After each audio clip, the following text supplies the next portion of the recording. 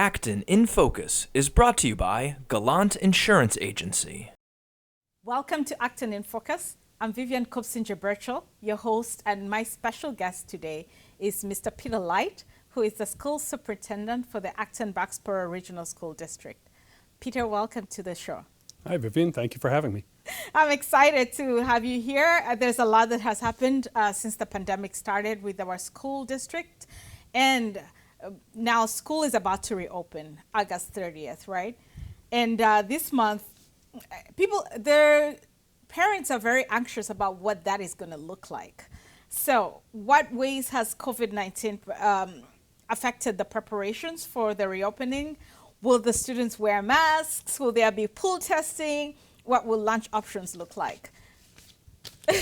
I think all questions that everyone has on all of our minds. But I actually want to back up and just talk a little bit about the success we had last year. Mm-hmm. We had our students in person for the entire school year last year. Now we were on a hybrid schedule, and then we were able to bring back the rest of our students in April, and we had a tremendously successful school year. And we showed that we can have students in person, it's safe. We did not have instances of school-based transmission, in particular while all of our students were back with us. And so I think really driving home this idea that schools are safe places for kids to learn is just such an important place to start from.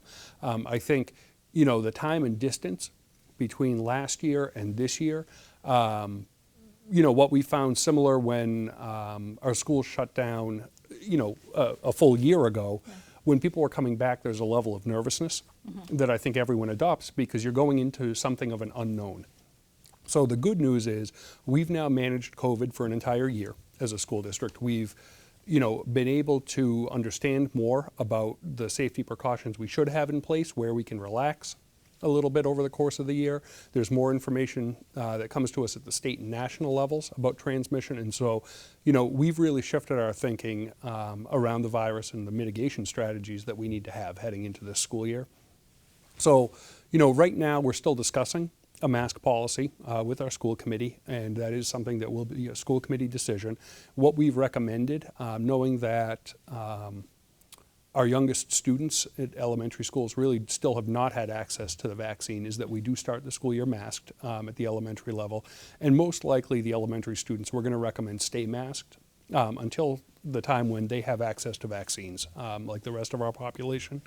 I think at the junior high and high school, we're trying to think a little bit more nuanced because we have very, very high vaccination rates, well up into the 80%, sometimes almost 90% vaccination. I was going to ask about that rate. Yeah, really good rates, I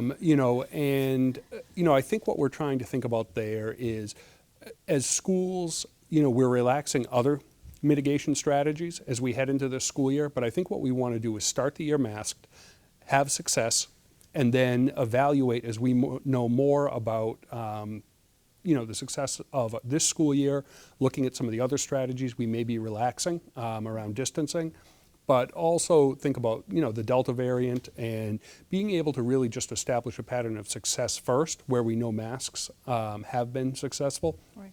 And then talk about looking at public health guidelines and what we're seeing in our schools and in our communities, and make some decisions, really at the end of September, and then evaluate it on a monthly basis. Similarly, I think what we're trying to do with masks is understand that COVID has not been a linear trend. We've seen waves of COVID come in and out, and there may be periods of time where we want people to mask. And there may be periods of time where we can start to relax those for vaccinated individuals. So that's the recommendation we've put before our school committee. They're going to be discussing it this week and next week to make a decision on that. And so we're put it out for public comment right now to kind of hear how the community is reacting to that, and we look forward to that decision. In terms of some of the other strategies, the good news is I do not foresee any restrictions on any outdoor activities. So if it takes place outdoors, that will, just be like coming to school as normal. And we are encouraging our educators to bring students outside as much as possible. I think as we think about different activities with families and students, welcoming them back to school, we want to encourage those to be outdoors because we do not need the restrictions there. Indoors, the biggest change is there's no distancing requirement anymore. So if you remember at the beginning of the pandemic, there was a 6-foot distancing requirement that was reduced to 3 feet.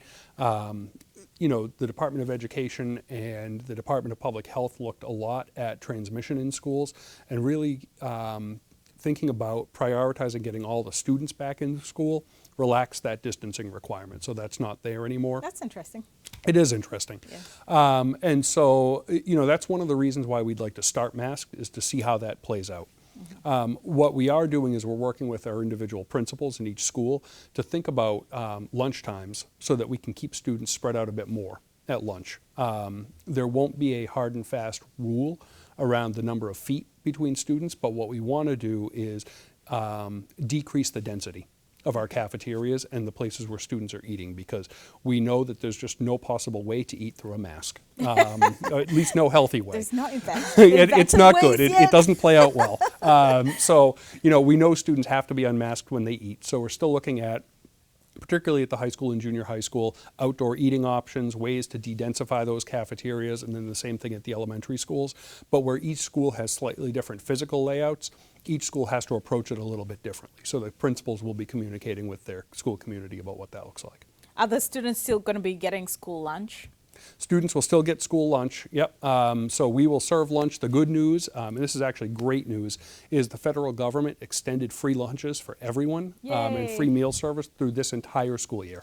That's exciting. So excellent. It's absolutely fantastic. It feels like one of those things we should learn from the pandemic, and hopefully at the federal level, maybe we can just continue to have that be free for everyone. I was very startled by the statistic of families that are experiencing food insecurity. So making sure that there is food for every child is a critical step in enabling their education. Yeah. So I'm excited about that. So when we get back to preparation for going back to school, there were students who were in the hybrid system for a long time during the pandemic. What are some of the strategies in place to reintegrate them back into full-time to make it I think, in-person? the one thing we know for our students is that there'll be a wider range of kind of learning needs than what we've seen. And that's going to happen on the academic side, and it's going to happen on the social and emotional side as well. And so I think what we're really looking at, we introduced kind of a district data process last year to start collecting data on a district level. Our focus this year has been to add, at the elementary level, we've added literacy coaches over the summer, and we've also added math specialists at every elementary school. So each elementary school now has a half-time coach to help our classroom teachers with how they're meeting the needs of all of our students in the classroom. And then in addition, there's a full-time reading specialist and a full-time math specialist now at every elementary school, and that's a significant increase. The great news has been we did a program review for social emotional needs a few years ago, and they were very confident in the level of staff we've had, because we have added staff and counselors over the last few years to meet students' social emotional needs. So I think what we're really focused on this year is making sure each of our schools has the capacity to do ongoing cycles of looking at student data around learning, and making sure that whether it's in our general education classrooms or through some of our literacy or math specialists, we're really able to meet the needs of a student with the type of support that we're providing.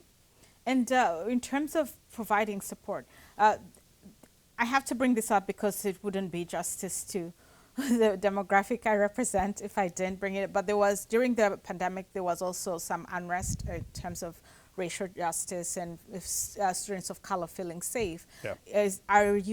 Do you have new strategies for improving racial relations between students and faculty?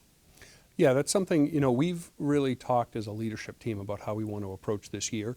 And I think one of the strategies we really want to use is to make sure that there are processes in each school for our administrators to hear from students and hear from students from different populations in our community to understand what's going on in their lives and be able to use that to then work with teachers and staff to meet those needs. We have continued to prioritize anti-bias training as a school district for all of our staff, and we do have a requirement for our educators within their first 3 years with us to complete that anti-bias training. That's only a first step because that's really looking at, you know, our own approaches as individuals, but we want to make sure, and it's in our district strategy for this year, kind of a focus on really culturally responsive practices in all of our schools. So that's something we're going to share more with our schools and our community about as we launch into this year. So I'm excited to be able to do that. But Thank you. I think initially, you know, the number one priority we've set as a district is relationships first. And you know, what I think sometimes we neglect to understand is there may be one group of students who really, really need something, but it can still benefit all of our students. And by focusing on the relationships we have and making sure that we're paying attention to students who we have traditionally underserved, that work around relationships still benefits all of our students as well. But it may be particularly important for some students. I'm very glad that you mentioned it that way, because some people argue that if we focused on students of color, then what of the other students? And so it's important for you to point out that when we meet the needs of those who haven't been represented, you know, historically, then we've covered the whole base. And so thank you for doing that. And speaking of requirements of your staff, vaccination has been a thorn, you know, in the country. Yep. It's an area that is, it's a subject that many people, that has varying degrees of response. Is there going to be a mandate for your staff to be vaccinated at some point? You know, that's something we're talking about right now, but I don't have an answer for you on it today. We are looking at that and discussing it internally, and I'm hoping we can provide some updates as we go. I think, you know, the good news for us is we have well over a 90% vaccination rate from those who have reported to us. And we also know there's some individuals who are vaccinated but didn't report it to us just because they said, well, okay, I'm vaccinated. And then they focused on what they were doing every day, like working and teaching and everything else. Right. So, you know, I think, you know, coming back in, people should understand overall our schools are very, very safe places. We are going to continue to talk about, you know, whether or not we want all staff to be required to be vaccinated. And, you know, hopefully we'll come back with more information soon. Well, I have another question, but before that, let me pause and see if Zoe, I might have a guest host to ask you a few questions. This is a student. Awesome. And Amy, if you want to ask a question, please come forward. And we have our guest hosts, Amy Burchell and Zoe Burchell, who are going to ask the school, who have some questions for our superintendent. So we'll start with the youngest. Amy, do you have a question for Mr. Light? I do. Okay, go ahead and ask him. My question is, what is it going to be like when we go back to school? Well, I think that when you go back, I think you will get to see lots of friends. I think that you're going to get to meet some teachers and some students that maybe you didn't know before. And I think you're going to have a great year. I think you are going to learn to read. You're going to learn to do all those other things that you would do when you're in school, and just get to be around other kids, which I think is going to be really exciting. I'm already working on a level 2 book. You are? Yeah. Wow, I started on congratulations. level 1, then I went to level 2. That is awesome. Wow. It's in one book, though. Okay. And Well, you're going to really challenge your teacher then. Can you tell Mr. Light what grade you're going to? I'm going to 1st grade. Awesome. All right. Awesome. Thank you, Amy. And next, Zoe. When are the swim classes at the high school going to start? The swim classes at the high school, that's a great question. And I know that I just met with the person who's responsible for scheduling all the different swim classes and everything else. And I think she's putting together her final prep stuff for the schedule. So I think we'll get that out soon, hopefully. I don't have the exact date for you, though. I'm so sorry. Do you have any other question? Well, I love the Conant t-shirt, by the way. Well, that was it from my guest hosts. Back to you, Mr. Light. What message do you have for our parents who are watching this interview as they prepare their children to get back into school? And we're talking about the different levels, the elementary school and high school. Yeah, so I guess what I would say to families and, in all honesty, to our students as well, is that we have been really successful over the last year running schools. Our students have been incredibly supportive of making sure that they understand what's expected.